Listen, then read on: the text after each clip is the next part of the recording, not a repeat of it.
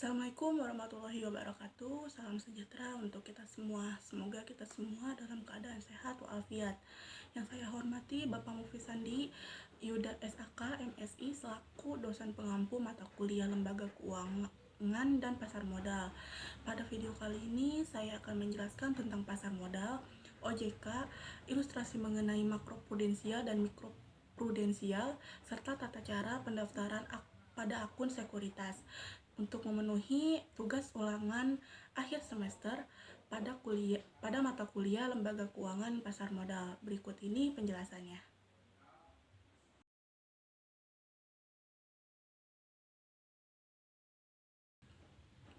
Menurut Undang-Undang Nomor 8 Tahun 1995 tentang Pasar Modal, pengertian pasar modal sendiri adalah kegiatan yang bersangkutan dengan penawaran umum dan perdagangan efek, di mana perusahaan yang berkaitan dengan efek yang diterbitkannya, serta lembaga dan profesi yang berkaitan dengan efek. Lalu ada juga pengertian pasar modal menurut BI, Bursa Efek Indonesia, yang dimana pasar modal adalah pasar untuk berbagai instrumen keuangan jangka panjang yang diperjualbelikan, baik surat utang atau obligasi, equity atau saham, reksadana, instrumen derivatif, maupun instrumen lainnya. Selain itu, ada juga pihak-pihak yang berada dalam struktur pasar modal di Indonesia. Di antaranya ada Otoritas Jasa Keuangan, Bursa Efek, Lembaga Clearing dan Penjaminan, serta Lembaga Penyimpanan dan Penyelesaian atau LPP, Perusahaan Efek, Penjamin Emisi Efek, Perantara Perdagangan, Manajemen Investasi, Penasehat Investasi, dan Lembaga Penunjang Pasar Modal.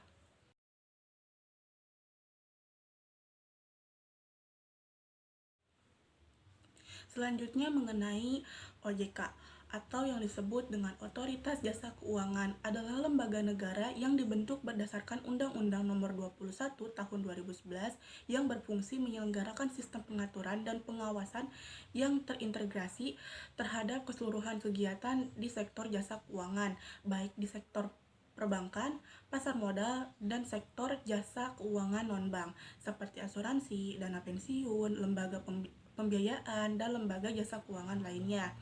Secara lebih lengkap, OJK adalah lembaga independen dan bebas dari campur tangan pihak lain yang mempunyai fungsi tugas dan wewenang pengaturan, pengawasan, pemeriksaan, dan penyidikan sebagaimana dimaksud dalam Undang-Undang Nomor 21 tersebut. Tugas pengawasan industri keuangan non-bank dan pasar modal secara resmi beralih dari Kementerian Keuangan dan Bapepam LK ke OJK pada tanggal 31 Desember tahun 2012, sedangkan pengawasan sektor di perbankan beralih ke OJK pada tanggal 31 Desember 2013 dan lembaga keuangan mikro pada tahun 2015. Lalu struktur organisasi OJK terdiri ada dua, yaitu Dewan Komisioner OJK dan Pelaksana Kegiatan Operasional. Berikut ini gambarnya bisa kalian lihat. Adapun tugas dari OJK yaitu melakukan pengaturan dan pengawasan terhadap kegiatan jasa keuangan di sektor perbankan, sektor pasar modal, dan sektor IKNB. Lalu ada juga tanggung jawab dari OJK yaitu menjalankan pengawasan serta perlindungan terhadap konsumen di sektor perbankan, IKNB atau industri keuangan non-bank maupun pasar modal. Lalu memberikan maupun mencabut status terdaftar atau izin usaha, persetujuan, pengesahan, serta penetapan pembubaran lembaga keuangan. Yang terakhir, memberi perintah tertulis pada lembaga jasa finansial serta melakukan penunjukan terhadap pengelola statutas. Berikutnya saya akan menjelaskan mengenai makroprudensial dan mikroprudensial. Nah, dalam praktiknya pengawasan makroprudensial berbeda dengan pengawasan mikroprudensial maupun objek yang dijadikan pengawasan adalah sama, yaitu lembaga jasa keuangan. Pengawasan makroprudensial lebih mengacu pada stabilitas sistem keuangan secara menyeluruh terhadap industri jasa keuangan. Dalam melakukan pengawasan makroprudensial, pengawasan terhadap lembaga jasa keuangan tidak dilakukan secara individu, namun dilakukan secara agregat. Di samping itu, pengawasan makroprudensial tidak mengawasi lembaga jasa keuangan atau industri jasa keuangan secara unsits atau semata, melainkan dikaitkan dengan variabel-variabel makroekonomi maupun variabel-variabel moneter.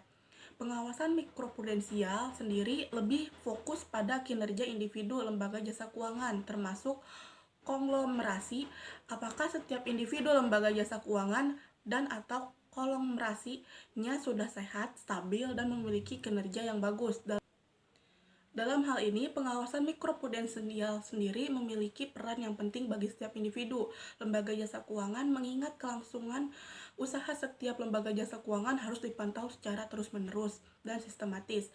Kewajiban bagi setiap lembaga jasa keuangan adalah untuk menjaga tingkat kesehatan keuangan masing-masing agar secara keseluruhan atau agregat dapat mendukung terciptanya stabilitas sistem ekonomi keuangan. Demikian hubungan antar pengawasan makroprudensial dan mikroprudensial, yang dimana makroprudensial dan mikroprudensial sangat erat serta saling berhubungan satu sama lain. Apabila individu-individu lembaga jasa keuangan mengalami permasalahan dalam kinerjanya, maka secara agregat akan mempengaruhi sistem keuangan secara keseluruhan dan dapat mengganggu kestabilitasan sistem keuangan.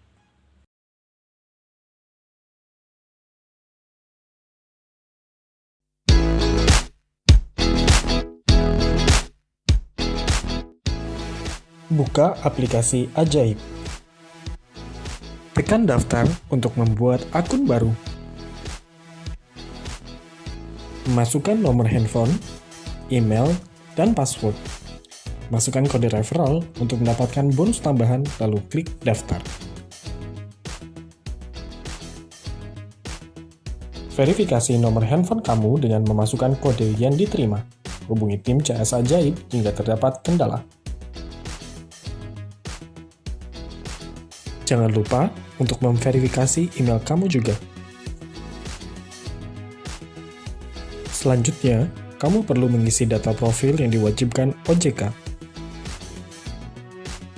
Pertanyaan pertama berkaitan dengan pengalaman kamu berinvestasi, meliputi pendapatan, tujuan, dan durasi investasi.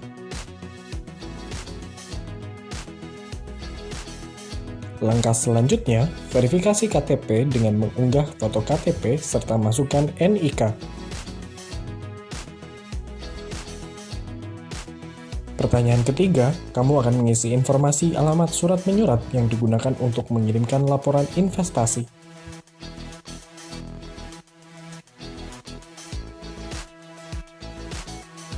Langkah terakhir, isi data akun bank yang akan digunakan dalam proses penarikan.